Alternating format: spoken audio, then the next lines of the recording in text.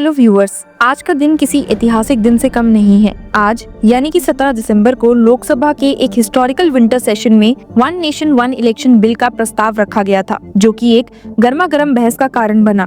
जैसे कि आप सभी जानते ही हैं कि इस बिल का मकसद देश के लोकसभा और राज्य विधानसभाओं के चुनाव को एक साथ करवाने का है, लेकिन इसका विरोध करने वाले इसे भारत के फेडरल स्ट्रक्चर और डेमोक्रेटिक एथॉस पर एक हमला बता रहे हैं। आज का ये विंटर सेशन इस बात का दर्पण था कि कैसे ये बिल रूलिंग पार्टी और विपक्ष के बीच एक आइडियोलॉजी की लड़ाई का कारण बन गया है। आपको बता दो कि ये वन नेशन वन इलेक्शन का बिल एक साथ चुनाव करवाने की बात करता है, जो कि प्रोपोनेंट्स के मुताबिक चुनावी खर्चे को कम करेगा, एडमिनिस्ट्रेटिव सिस्टम को सुधारेगा और लगातार होने वाले चुनावों से होने वाले क्राइसिस को भी रोकेगा। लेकिन विपक्ष का कहना है कि ये भारत के फेडरल स्ट्रक्चर और राज्यों के फ्रीडम को खत्म करने की कोशिश है। इस बिल का लोकसभा में प्रस्ताव एक बड़े मोड़ का संकेत है, जो कॉन्स्टिट्यूशनल प्रोविजंस, फेडरलिज्म और भारत के डेमोक्रेटिक एसेंस को लेकर नए सवाल उठाता है। सबसे ज्यादा हाईलाइटिंग बात जो इस सेशन के दौरान देखी गई वो ये थी कि लोकसभा में पहली बार इलेक्ट्रॉनिक वोटिंग मशीन्स का इस्तेमाल किया गया, जो अपने आप में एक और रीजन देता है इस सेशन के हिस्टोरिक होने का। तो चलिए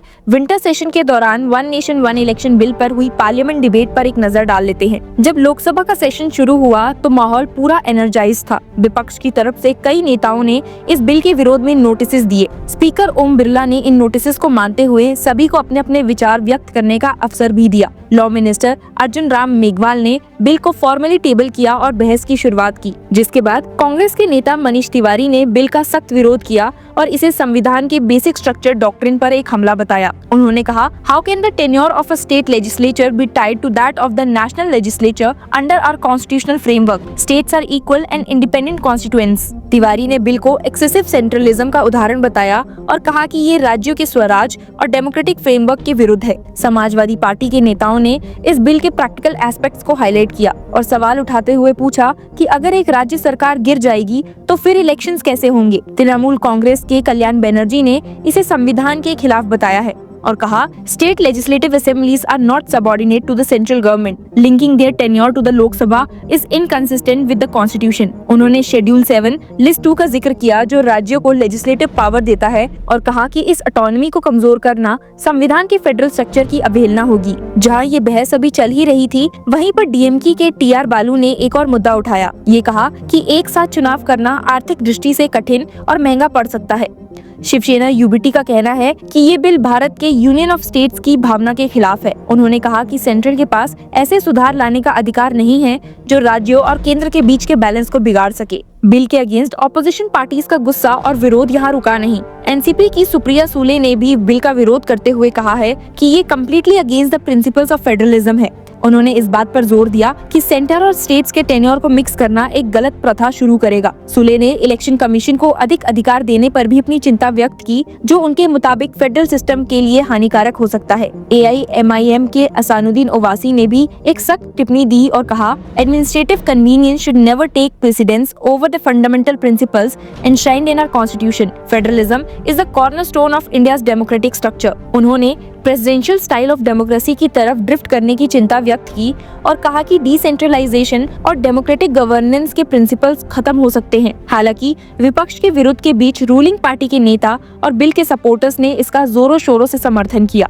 union home minister Amit Shah ने लोकसभा के रूल 72 का जिक्र किया, जो मेंबर्स को मोशन के सपोर्ट में बोलने की अनुमति देता है। उन्होंने संविधान के आर्टिकल 327 का भी जिक्र किया, जो पार्लियामेंट के इलेक्शंस के संबंध में कानून बनाने का अधिकार देता है। टीडीपी के चंद्रशेखर पेमासानी ने बिल का समर्थन किया और कहा कि ये चुनावी खर्चे को कम करेगा और प्रशासनिक एफिशिएंसी को सुधारेगा। अब सबके सपोर्ट और ऑपोजिशंस को सुनने के बाद अंत में बिल को प्रेजेंट करने वाले और हमारे लॉ मिनिस्टर अर्जुन राम मेघवाल ने विपक्ष द्वारा उठाए गए कॉन्स्टिट्यूशनल और लीगल सवालों को डिटेल में जवाब दिया है। उन्होंने शेड्यूल 7 के यूनियन लिस्ट की एंट्री 72 का जिक्र किया, जो पार्लियामेंट को राज्य विधानसभाओं और पार्लियामेंट के इलेक्शंस पर कानून बनाने का अधिकार देता है। डॉक्टर BR अम्बेडकर के फेडरलिज्म पर विचार का जिक्र करते हुए उन्होंने कहा, the division of legislative and executive powers between the centre and the states is not defined by any law but by the constitution itself. Meghwal ने हाउस को आश्वासन दिया कि बिल बेसिक स्ट्रक्चर डॉक्ट्रिन को प्रभावित नहीं करेगा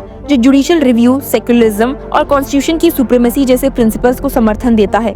आपकी जानकारी के लिए बता दूं कि सेशन के दौरान बहस और भी तीखी हो गई थी। कांग्रेस के गौरव गोगोई ने बिल को सिटीजन्स के वोटिंग राइट्स पर हमला बताते हुए विरोध किया था। उनका कहना था कि ये इलेक्शन कमीशन को डिस्प्रोपोर्शनेट पावर देता है और प्रेसिडेंट और गवर्नर्स के रोल को सेरेमोनियल तक सीमित कर देता है। गोगोई ने कहा था, the proposed article 82(5) gives disproportionate authority to the election commission, reducing the president to a ceremonial role. N K Premachandran ने भी प्रोसीजरल सवाल उठाते हुए कहा था कि बिल के ऑब्जेक्ट्स और रीजंस उसकी असली कंटेंट को रिफ्लेक्ट नहीं करते। He emphasized the need for the broader consultations with the state before introducing such transformative reforms. हालांकि सभी ओपिनियंस की सुनाई पड़ने के बाद लोकसभा में पहली बार इलेक्ट्रॉनिक वोटिंग मशीन का इस्तेमाल किया गया। वोटिंग के बाद बिल 269 वोट्स के समर्थन और 198 वोट्स के विरोध के साथ इंट्रोड्यूस हुआ। स्पीकर ने नए वोटिंग सिस्टम के चलते वोट अमेंडमेंट स्लिप्स के माध्यम से करने की अनुमति भी दी। अब क्योंकि ये बिल इतनी बड़ी डिबेट के बाद लोकसभा में एक्सेप्ट हो गया है, इसे ज्वाइंट पार्लियामेंट्री कमेटी के पास भेजा गया है,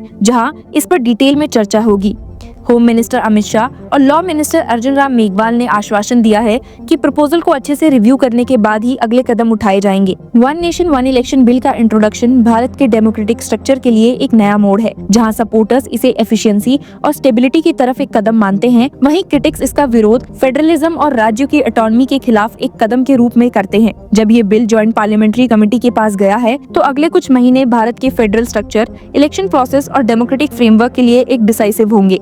लोकसभा के इस सेशन ने न सिर्फ पॉलिटिकल डिफरेंसेस को हाईलाइट किया, बल्कि ये भी दिखाया कि दुनिया की सबसे बड़ी लोकतंत्रता में बहस और विचार विमर्श का दौर अब भी जीवित है। तो देखते रहिए law Chakra for more updates on one nation and one election. Hello law lovers and justice seekers, welcome to law Chakra. हम आपके लिए लेकर आए हैं कुछ बहुत ही exclusive. Introducing law Chakra prime membership, जो आपको देगा exclusive access like never before. चाहते हो कि सबसे पहले आपको मिले latest legal updates? Law Chakra prime के साथ आपको मिलेगा early access to exclusive content, critical case analysis, courtroom battle का ब्रेकडाउन, वो भी बाकी व्यूअर्स से पहले। मोर अपडेट्स, मोर एनालिसिस, यानी कि फुल इनसाइडर एक्सेस, वो भी बस घर बैठे। यही नहीं, प्राइम मेंबर को मिलेगा access to exclusive interview session with renowned जजेस, लीगल एक्सपर्ट्स एंड लॉयर्स। ऐसे इनसाइट्स जो आपको कहीं और नहीं मिले।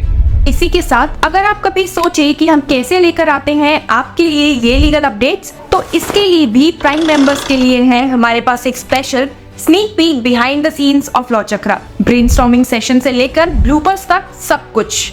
In short, more content, more update and more analysis. Political legal controversies हो या इन डेप्थ लीगल सेशंस, सब कुछ आपको मिलेगा एट वेरी मिनिमल प्राइस। बनिए लॉ चक्रा की प्राइम मेंबर और अनलॉक कीजिए full potential of legal knowledge. अभी ज्वाइन कीजिए।